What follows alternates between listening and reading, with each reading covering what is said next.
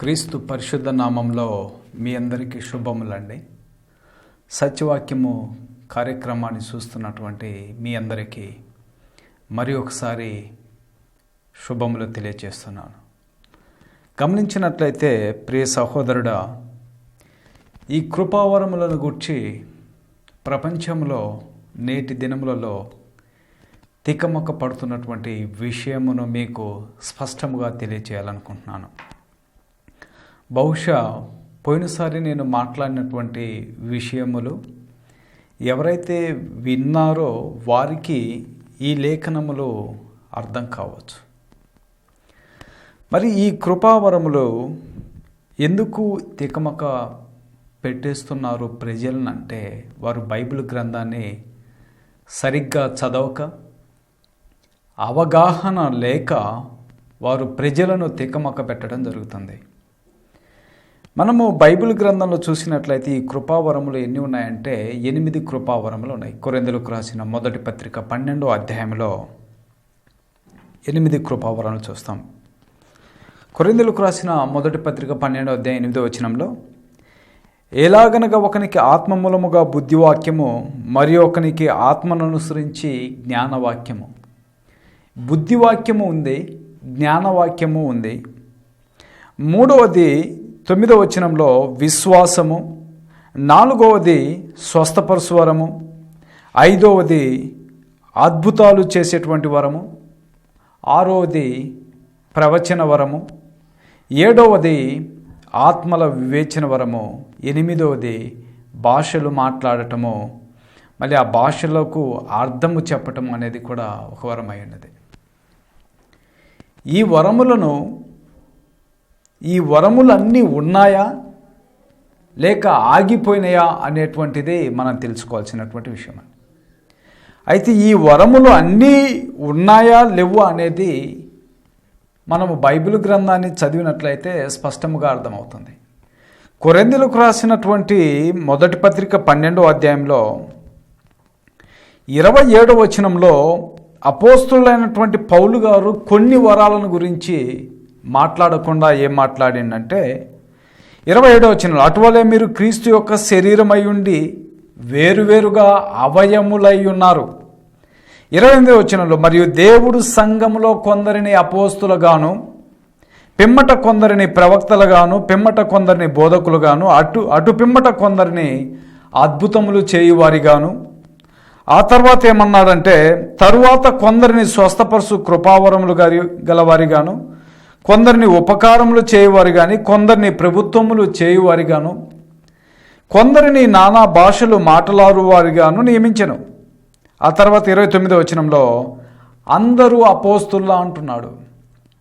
ఇక్కడ మాట్లాడినటువంటి విషయాల్లో బుద్ధివాక్యము, జ్ఞానవాక్యము, విశ్వాసమును గురించి మాట్లాడలేదు.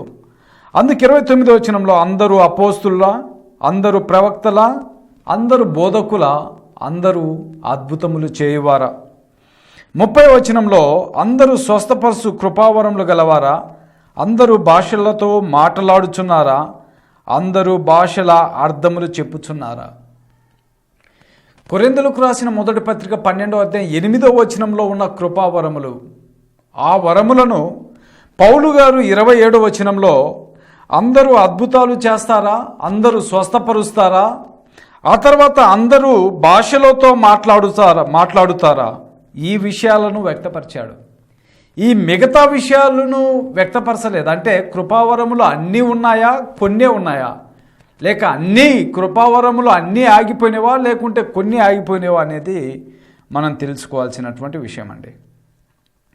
31వ వచనంలో, కృపావరములలో శ్రేష్టమైనవి వాటిని ఆసక్తితో అపేక్షించుడి, ఇదియుగాక సర్వోన్నతమైన మార్గము మీకు చూపుచున్నాను అన్నాడు. ఈ కృపావరములు కాకుండా మీకు ఒక మార్గము చూపుచున్నాను, అది సర్వోన్నతమైనటువంటి మార్గము. ఆ మార్గాన్ని మీకు తెలియజేయాలనుకుంటున్నాడు పౌలు గారండి. సరేనండి, ఈ కృపావరములో బుద్ధివాక్యము, జ్ఞానవాక్యము, మరి ఇవి కూడా ఆగిపోయినాయా అంటే వీటి గురించి పౌలు గారు ఎందుకు మాట్లాడలేదు అనేది విషయం అండి. సరే, ఇప్పుడు మనము కొరింథీయులకు రాసిన మొదటి పత్రిక 13వ అధ్యాయంలో చూసినట్లయితే,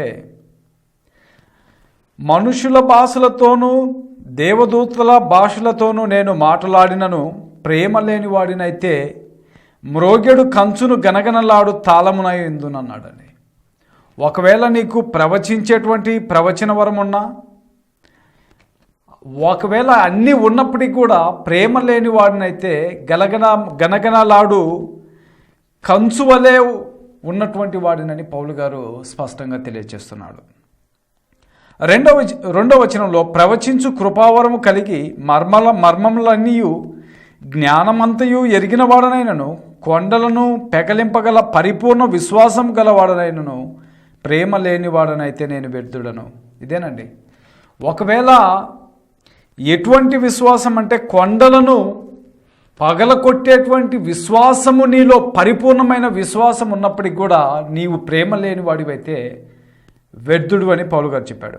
మూడవ విషయంలో, బేదల పోషణ కొరకు నా ఆస్తి అంతయు ఇచ్చినను కాల్చబడుటకు నా శరీరము అప్పగించినను ప్రేమ లేని వాడినైతే నాకు ప్రయోజనమేమీ లేదు. ఒకవేళ ఈ కృపావరములు అన్నీ ఉన్నప్పటికీ కూడా కాల్చుకోవటానికి దేహమంతయు ఇచ్చినా కూడా, బేదలకు తన ఆస్తి అమ్మి ఇచ్చినప్పటికీ కూడా ప్రేమ లేని వాడినైతే వ్యర్థుడని చెప్పాడు. సరేనండి. ఇప్పుడు 8వ వచనంలో చూసినట్లయితే, కొరింథీయులకు రాసిన మొదటి పత్రిక 13వ అధ్యాయం 8వ వచనంలో, ప్రేమ శాశ్వత కాలముండును, ప్రవచనములైనను నిరర్ధకములగును, భాషలైనను నిలిచిపోవును, జ్ఞానమైనను నిరర్ధకమగును అన్నాడు. అంటే ఇప్పుడు ఈ స్వస్థపరిచేటువంటి వరము, అద్భుతము, ప్రవచనము ఇవి ఉన్నాయా లేకుంటే ఆగిపోయినాయా? చాలామంది అభిప్రాయాలండి. పౌలు గారు అద్భుతాలు చేసేటువంటి వరము, స్వస్థపరిచేటువంటి వరము, వీటిని గురించి మాట్లాడలేదు. భాషలను, ప్రవచనములు, జ్ఞానము నిరర్ధకమైపోవును అని చెప్పాడు. మరి మిగతా కృపావరములు ఏమిటనేది చాలామందికి ఉన్నటువంటి అభిప్రాయాలు. అయితే పౌలు గారు ఏం చెబుతున్నట్టే 9వ వచనంలో, మనము కొంత మట్టుకు ఎరుగుదము, కొంత మట్టుకు ప్రవచించుచున్నాము కానీ పూర్ణమైనది వచ్చినప్పుడు పూర్ణము కానిది నిరర్ధకమగును. ఈ కృపావరములు అర్థము కావాలంటే ఏం చేయాలంటే, పూర్ణమైనది వచ్చినప్పుడు పూర్ణము కానిది నిరర్ధకమగును. ఈ విషయము అర్థమైతే ఈ కృపావరములు అర్థమవుతుందండి. పూర్ణమైనది ఏంటిది, పూర్ణము కానిది ఏంటిది అనేది అర్థం కావాలి. ఈ పూర్ణమైనది, పూర్ణము కానిది అర్థము కానంత కాలము ఆ మనుషుడికి ఈ కృపావరములు అర్థం కావండి. పూర్ణమైనది ఏమనగా క్రొత్త నిబంధన గ్రంథము పూర్ణమైనది. పూర్ణము కానిది పాత నిబంధన గ్రంథము, ధర్మశాస్త్ర గ్రంథము, ప్రవక్తల గ్రంథము. అది పరిపూర్ణమైనటువంటిది కాదు, సంపూర్ణమైనటువంటిది కాదు. అందుకే దేవుడు అపోస్తులకి ఒక్కసారే ఆయన జ్ఞానమంతా ఇచ్చి పంపలేదండి సువార్త ప్రకటించడానికి. దేవుడు తన జ్ఞానాన్ని ఒక్కసారే వాళ్ళకి ఇవ్వలేదు. వారు ఎక్కడ వెళ్ళి అక్కడ నిలబడి ప్రభువుని గురించి బోధించేటప్పుడు పరిశుద్ధాత్ముడు వారిలో ఉండి మాట్లాడేటువంటి ఆయన. సరే, మళ్ళీ ఇప్పుడు ప్రపంచంలో నేను వెళ్ళి అక్కడ నిలబడితే పరిశుద్ధాత్ముడు నీలో ఉండి మాట్లాడుతాడా? లేకుంటే నీవు సత్యవాక్యమును తెలుసుకొని బైబిల్ గ్రంథమును నేర్చుకొని దేవుని వాక్యమును, సత్యవాక్యమును సరిగ్గా విభజించాలనేది మనుషులు అర్థం చేసుకోవాలి. అపోస్తులు వెళ్ళి నిలబడి మాట్లాడేటప్పటికీ క్రొత్త నిబంధన గ్రంథము సంపూర్ణముగా వ్రాయబడలేదు. దేవుని యొక్క జ్ఞానము కూడా వారికి సంపూర్ణముగా ఇవ్వబడలేదు. వారు వెళ్ళి బోధించేటప్పుడు పరిశుద్ధాత్ముడు వారిలో ఉండి మాట్లాడటం జరిగింది. ఒకవేళ ఈరోజు కూడా పరిశుద్ధాత్ముడు మీలో అలాగే మాట్లాడుతాడంటే నీవు క్రొత్త నిబంధన గ్రంథం బైబిల్ చదవకూడదు. ఎందుకంటే అపోస్తులు బోధించేటప్పటికీ దేవుడు ఆ క్రొత్త నిబంధన గ్రంథాన్ని సంపూర్ణముగా వ్రాయించి మన చేతిలో పెట్టలేదు. అందుకే పూర్ణమైనది వచ్చినప్పుడు పూర్ణము కానిది నిరర్థకమగును. భాషలైనను ప్రవచనములైనను నిలిచిపోవును అన్నాడండి. ఎప్పుడు నిలిచిపోయినవి? భాషలైనను ప్రవచనములైనను నిలిచిపోయినాయి అంటే మళ్ళీ జ్ఞానమైనను నిరర్థకమగునంటే అది ఏ జ్ఞానము? దేవుని యొక్క బుద్ధివాక్యమా, జ్ఞానవాక్యమా? ఇవి కాదు. ధర్మశాస్త్రమును గూర్చినటువంటి జ్ఞానము, ప్రవక్తల గ్రంథమును గూర్చినటువంటి జ్ఞానము అది ఆగిపోయింది. అది ఆగిపోయినదని దాన్ని చదవకూడదు అనట్లేదు. చాలామందికి అభిప్రాయాలు ధర్మశాస్త్ర గ్రంథము, ప్రవక్తల గ్రంథము కొట్టివేయబడిందంటే చించివేయాలని కాదు అర్థము. దాని అర్థము కొట్టివేయబడిందంటే నెరవేర్చబడినది అని అర్థము. కానీ అది ఆ గ్రంథాన్ని చదవాలి. చదవకుంటే ఆ పాత నిబంధన గ్రంథము మనం ఎందుకు చదవాలంటే బుద్ధి జ్ఞానము కలిగి జీవించటానికి ఆ గ్రంథాన్ని చదవాలి. ధర్మశాస్త్ర గ్రంథాన్ని, ప్రవక్తల గ్రంథాన్ని చదివితే పాపమనగా ఎట్టిదో తెలియచేయబడుతుంది. అందుకే ఈ పూర్ణమైనది వచ్చినప్పుడు పూర్ణము కానిది నిరర్థకమగును. భాషలైనను ప్రవచనములైనను నిలిచిపోను. ప్రపంచములో చాలామంది ఈ లేఖనమును పట్టుకొని భాషలైనను ప్రవచనములైనను నిలిచిపోవును అని అన్నాడు. కానీ స్వస్థతలైనను అద్భుతములైనను నిలిచిపోవును అని అనలేదు కదా. స్వస్థతలైనను అద్భుతములైనను నిలిచిపోవునని ఎక్కడైనా వ్రాయబడి ఉందా బైబిల్ గ్రంథములో అనేటువంటిది ఒక వాదన అయిపోయినది. ఇది ప్రపంచానికి ఒక తలనొప్పిగా మారిపోయినది నేటి దినములలో క్రైస్తవ్యానికి. సరే, ఇప్పుడు నేటి దినాల్లో చూసినట్లయితే భాషలు మాట్లాడటం అంటే ఏమనుకుంటున్నావు నీ ఉద్దేశంలో? పౌలు గారు ఈ కొరింథీయులకు రాసిన పత్రిక 14వ అధ్యాయంలో 10,000 మాటలు మాట్లాడుట కంటే స్పష్టమైనవి 5 మాటలు మాట్లాడుట మేలు. ప్రపంచంలో అనేక భాషలు ఉన్నప్పటికీ స్పష్టము కాకుండా ఒక్కటి కూడా ఉండదు. ప్రపంచంలో ఒక 50,000 భాషలు ఉన్నాయని ప్రపంచంలో ఉన్నటువంటి ప్రజలు చెప్పుచున్నారు. అపోస్తులు మొదట వారు గ్రీక్ దేశానికి వెళ్ళినప్పుడు గ్రీక్లో మాట్లాడారు, ఫిలిప్పీన్కి వెళ్ళినప్పుడు ఫిలిప్పీలో ఉన్నటువంటి లాంగ్వేజ్ మాట్లాడారు, కొరింథీయులకు వెళ్ళినప్పుడు కొరింథీయులు, తెస్సలోనిలకు వెళ్ళినప్పుడు తెస్సలోనిలకు. అనగా వారు ఏ దేశమునకు వెళితే ఆ దేశము యొక్క భాషను మాట్లాడటం జరిగింది. మరి ఒకవేళ ఈ భాష అనేది ఉంటే నీవు ఒకవేళ సౌత్ ఆఫ్రికా వెళ్తే సౌత్ ఆఫ్రికాలో ఉన్నటువంటి భాషను మాట్లాడాలి. ఫిలిప్పీలకు వెళ్తే ఫిలిప్పీలో ఉన్నటువంటి వాళ్ళ మదర్ టంగ్ అయినటువంటి భాషను మాట్లాడాలి. అపోస్తులు అలా మాట్లాడారు. మళ్ళీ అదే పరిశుద్ధాత్ముడు నీలో ఉంటే నీవెందుకు మాట్లాడట్లేదు? రెండవ విషయం చూడండి, ప్రవచనములైనను నిరర్ధకములగును. ప్రవచనములంటే నీ ఉద్దేశంలో ఏమనుకుంటున్నావు? ప్రవచనం అంటే ఇదిగో నీకు ఉద్యోగం రాబోతుంది, లేకుంటే నీవు ధనవంతుడి కాబోతున్నావు, వివాహము కాబోతుంది. ఇవి ప్రవచనాలు కాదు. వీటిని ఏమంటారంటే సోదె చెప్పేటువంటి సోదెగాన్రు అంటారు. ప్రపంచంలో ఎవడైనా ఇటువంటి ప్రవచనాలు పలికితే వాడు సోదెగాడు, దెయ్యము పట్టినవాడని మీరు గుర్తుంచుకోవాలి. ప్రవచనము అంటే ఒక గ్రంథములో వ్రాయబడినటువంటి విషయము నెరవేర్పు జరిగేదే ప్రవచనం అండి. అందుకు ప్రభు ఏమన్నాడంటే ధర్మశాస్త్ర గ్రంథములో కానీ ప్రవక్తల గ్రంథములో కానీ వ్రాయబడినటువంటి ప్రతి విషయము ప్రవచనములను నేను నెరవేర్చటానికి వచ్చి ఉన్నాను. ఇప్పుడు ఏ ప్రవచనము నెరవేర్పు జరగలేదండి. ఒకవేళ నీవు గిన ప్రవచనము గిన పలికితే ధర్మశాస్త్ర గ్రంథములో కానీ పాత నిబంధన ప్రవక్తల గ్రంథంలో కానీ ఏ ప్రవచనము నెరవేర్పు జరగలేదో ఆ ప్రవచనాన్ని నీవు పలకాలి.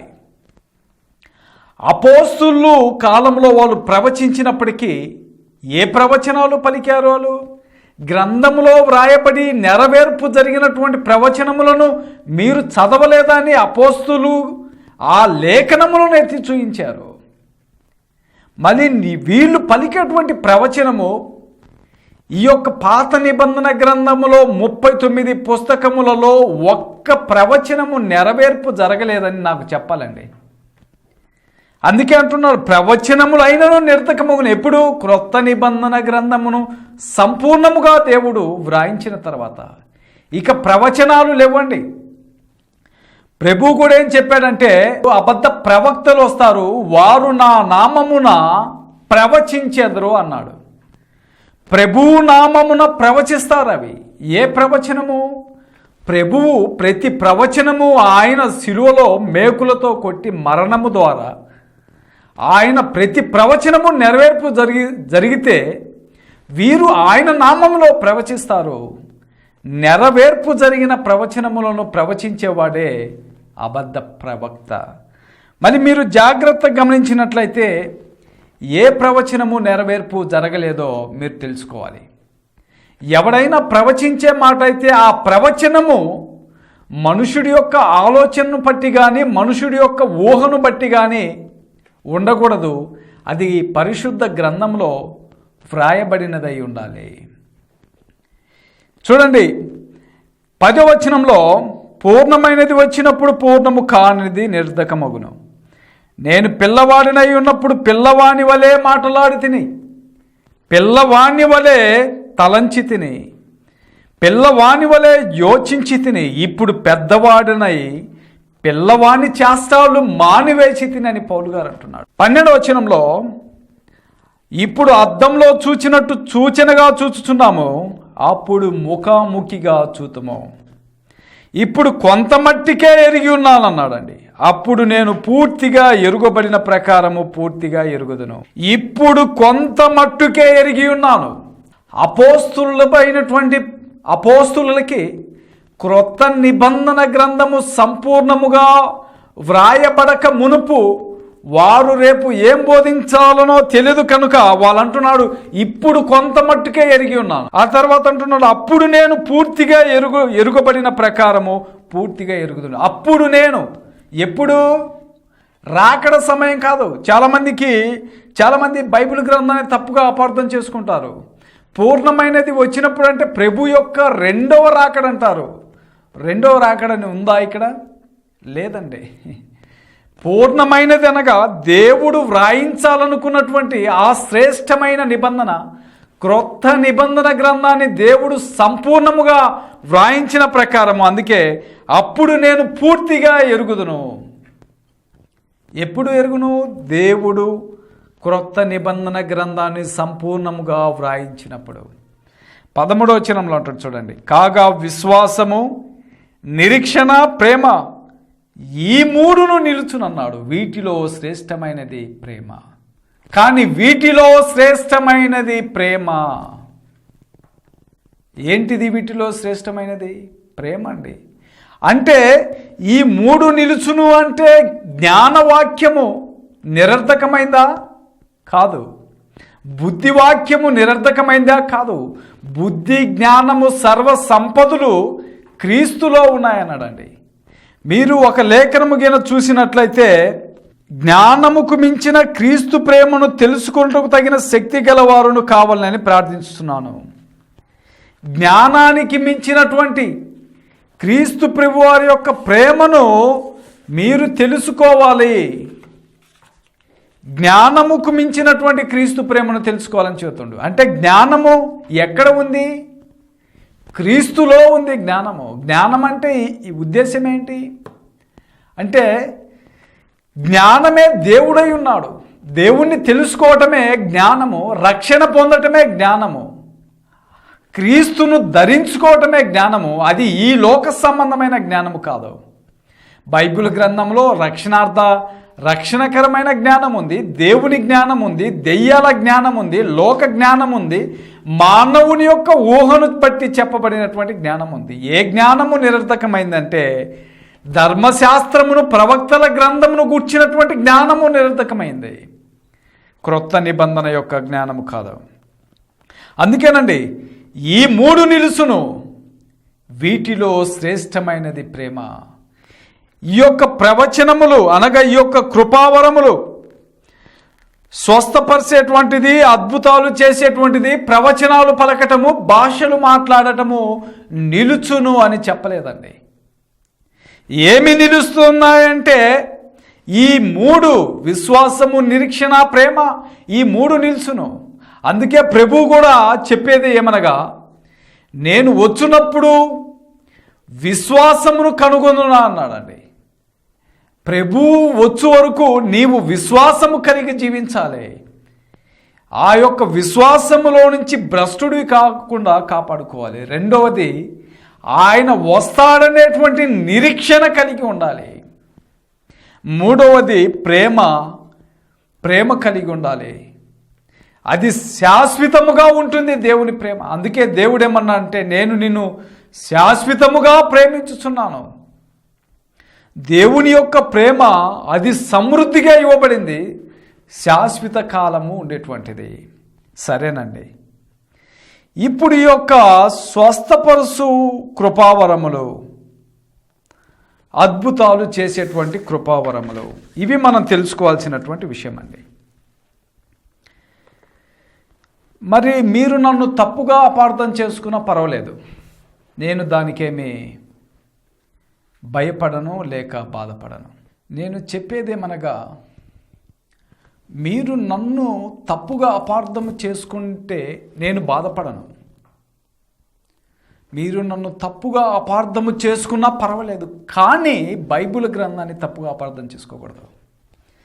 నేను 100కి 100 మందికి వ్యతిరేకినైనా పర్వాలేదు, 100కి 99 మంది కాదు, 100కి 100కి 100 మందికి నేను వ్యతిరేకినైనా నేను భయపడేంత పిరికివాణ్ణి మాత్రం కాదు. కానీ నేను చెప్పాలనుకున్న సత్యం మాత్రము మీకు తెలియచేస్తున్నాను. ఎందుకంటే నేను వ్యాపారము కోసము దేవుని సేవకు రాలేదు. బ్రతకటానికి లోకములో అనేక మార్గాలు ఉన్నవి, అవన్నీ కాదు. ప్రభు కొరకు బ్రతకాలనుకున్నా, సత్యము కోసము జీవించాలనుకున్నా, వేషధారణగా కపటముగా మాట్లాడటము నేను నేర్చుకోలేదు. అటువంటి జీవితానికి నేను దిగజారి బ్రతకటం లేదు, అది నేను అసహించుకుంటాను. సరే, ఈ స్వస్థపరిచేటువంటిది, అద్భుతములు చేసేటువంటి కృపావరములు, వీరేమంటారంటే అపోస్తుల యొక్క హస్త నిక్షేపణ ద్వారా మాత్రమే కృపావరములు, పరిశుద్ధాత్ములు వచ్చారు. వీరు సౌత్ ఆఫ్రికా వెళ్ళారు, కెన్యా వెళ్ళారు, లేకుంటే నైజీరియా వెళ్ళారు, అమెరికా వెళ్ళి వాడి చేత చేతులు ఊహించుకొని వాడు చేతులు ఉంచితే వీడికి ఈ స్వస్థత వరాలు, అద్భుత వరాలు వచ్చింది అనేది అబద్ధము. వాళ్ళు ఒక దెయ్యములు. ప్రపంచానికి కొన్ని దెయ్యాలు ఉన్నాయండి. భారతదేశంలో ఒక దెయ్యం ఉంది, వాడు చెన్నైలో ఉన్నాడు, చనిపోయి ఉన్నాడు, ఇప్పుడు నరకంలో ఉన్నాడు. నైజీరియాలో ఒకడున్నాడు, కెన్యాలో ఒకడున్నాడు, అమెరికాలో ఒకడున్నాడు. ప్రపంచంలో దేశానికి ఒక దెయ్యం అనేటువంటి వాళ్ళు ఉన్నారు. వాళ్ళెవరనగా సాతాను ఏర్పరుచుకున్నటువంటి వాళ్ళు. ప్రపంచానికి ఒకడు శాంతి దూతని చెప్పుకొని తిరిగాడు, వాడు ప్రపంచానికి ఒక భూతం అన్న విషయము మీరు గుర్తుంచుకోవాలి. అందుకే వాడు అసత్యము బోధించి స్వస్థతలు చేసి, అద్భుతాలు చేసి కుప్పగూలి పడిపోయాడు. ఇక అంతర్జాతీయ స్వార్థికులు అనుకునే వాళ్ళు ఇంకొక 4 రోజుల్లో కుప్పగూలి పడిపోతారు, ఇక ఎన్నటికీ వారు లేరు. సరే, ఈ స్వస్థత వరమును గురించి ప్రపంచాన్ని తల్లకిందులుగా చేస్తున్నారు అబద్ధ ప్రవక్తలు. మీకు లేఖనం చూపిస్తూ చూడండి. ఫిలిప్పీలకు రాసిన పత్రిక 2వ అధ్యాయము 26వ వచనంలో ఎపఫ్రోదితు అనేటువంటి ఒక వ్యక్తి ఉన్నాడు. అతడు రోగి అయినని వీరు వింటిరి గనుక అతడు మిమ్మునందని చూడ మిగుల అపేక్ష గల వాడై విచారపరచుండెను. 27వ వచనంలో నిజముగా అతడు రోగి అయి చావునకు సిద్ధమై ఉండని గాని దేవుడు అతన్ని కనికరించెను. అతన్ని మాత్రమే కాక దుఃఖము మీద దుఃఖము కలుగకుండుటకై నన్నును కనుకరించెను. ఎపఫ్రోదితు అనేటువంటి వ్యక్తి వ్యాధిగ్రస్తుడై ఉన్నప్పుడు అతను స్వస్థత పొందలేదు. దైవజనుడు పౌలు గారి యొక్క జత పనివాడైనటువంటి ఈ వ్యక్తి స్వస్థత పొందలేడు. అయితే దేవుడు అతని మీద కనికరపడి అతనికి మరణము రాకుండా ఆపుచేశాడు. కానీ అతనికి ఉన్నటువంటి వ్యాధి పోలేదు. పౌలు గారు అంటున్నాడు, నాకు దుఃఖము మీద దుఃఖము కలుగకుండా ఉండడికే. పౌలు గారికి ఉన్నటువంటి వ్యాధి అండి. గలతీలకు రాసిన పత్రిక 4వ అధ్యాయం 13వ వచనంలో మీరు చదివినట్లయితే పౌలు గారు వ్యాధితో బాధపడి ఉన్నాడు. మరణాంతరము వరకు పౌలు గారు వ్యాధితో భయపడి ఉన్నాడు. అందుకే నా శరీరంలో ఉన్నటువంటి దౌర్భాగ్యమును బట్టి మీరు నన్ను తృణీకరింపకుండా దేవదూత వలె చూసుకున్నారు అని చెప్తున్నాడు పౌలు గారు. మీకు ఒక విషయాన్ని జ్ఞాపకం చేస్తున్నాను. అపోస్తుల కార్యం 19వ అధ్యాయము 11వ వచనంలో, మరియు దేవుడు పౌలు చేత విశేషమైనటువంటి అద్భుతములను చేయించెను. అతని శరీరమునకు తగిన చేతిగుడ్డలైనను నడికట్లైనను రోగుల యొద్దకు తెచ్చినప్పుడు రోగములు వారిని విడిచెను, దయ్యములు కూడా వదిలిపోయినాయి. అపోస్తులైనటువంటి పౌలు గారి యొక్క చేతిగుడ్డలు నడికట్లు తాకినప్పుడు రోగులు స్వస్థత పొందిండ్రు. అపోస్తుల కార్యం 19వ అధ్యాయంలో అదే పౌలు గారు ఎపఫ్రోదితును వ్యాధిగ్రస్తుడై ఉన్నప్పుడు తన చేతిగుడ్డలు నడికట్లు తాకలేదు. పౌలు గారే ప్రార్థన చేస్తే అతను వ్యాధి నుండి విడుదల పోలేదు. పౌలు గారికి వ్యాధి వచ్చినప్పుడు దేవుడేమన్నాడంటే, నా కృప నీకు చాలు. ఒక వ్యక్తికి వ్యాధి వచ్చినప్పటికి కూడా దేవుని కృప అతనికి ఉంటే చాలు, అతను బ్రతుకుతాడు. ఇంకొక లేఖనం చూపిస్తా చూడు. తిమోతి రాసిన 2వ పత్రిక 4వ అధ్యాయం 20వ వచనంలో, ఎరస్తు కొరింథీలో నిలిచిపోయిన తోఫ్రీము రోగి అయినందున అతన్ని మిలేతులో విడిచి వచ్చి తిని. క్రైస్తవుడు మత్తయి, మార్కు, లూకా, యోహాను సువార్త చదివితే కాదు, బైబిల్ గ్రంథం అర్థమయ్యేది. పత్రికలు చదవాలండి. ఈ స్వస్థత వరము, అద్భుతాలు చేసేటువంటి కృపా వరములు ఆగిపోయినాయని బైబిల్ చెబుతుంది. వీరు దెయ్యముల చేత అద్భుతాలు సూచక్రియలు చేస్తూ మిమ్మల్ని మోసం చేస్తున్నారు. అబద్ధ ప్రవక్తలు. చెప్పమనండి, ధైర్యం ఉన్నోడు ఎవడో, నేను పుట్టుకతో కుంటివాణ్ణి గుడ్డివాణ్ణి తీసుకొని వస్తాను, స్వస్థపరచమనండి. పౌలు గారు అంటున్నాడు, తోఫ్రీము రోగి అయితే ఆ రోగిని నేను తీసుకువెళ్ళి మిలేతులో వదిలేసి వచ్చినాడు. పౌలు గారు స్వస్థపరచలేకపోయాడు. ఒకప్పుడు పౌలు యొక్క చేతిగుడ్డలు నడికట్లు, ఆయన చేతిగుడ్డలు నడికట్లు తాకితే రోగులు స్వస్థపరిచారు, దయ్యములు వెళ్ళిపోతే, అదే పౌలు గారు ఎవరినండి, తోఫ్రీమును స్వస్థపరచలేక వెళ్ళి మిలేతులో వదిలేసి వస్తే వీరు స్వస్థత వరాలు ఉన్నాయని చెప్పి ప్రజలను మోసం చేస్తున్నారు. మీరంతా మోసపోయారు. ఎందుకంటే ఈ అబద్ధ ప్రవక్తలు వచ్చారు. వీరు స్వస్థత, అద్భుతము అనేటువంటి దానితోటి మిమ్మల్ని మోసం చేస్తున్నారు. ఈ స్వస్థపరిచేటువంటి దైవజనులు ఎవడో ఉన్నాడో అతన్ని అడగండి. అద్భుతానికి, సూచక క్రియకి, మాత్కార్యానికి ఉన్న వ్యత్యాసం అడగండి, తెలియదు. అద్భుతాలు చేస్తారట, వీళ్ళు చేసేది అద్భుతాలు కాదు, గారడి చేసి బ్రతుకుచున్నారు. పౌలు గారే స్వస్థపరచలేక తోఫ్రీమును మిలేతులో వదిలేసి వస్తే వీళ్ళు ఎలా చేయగలరు?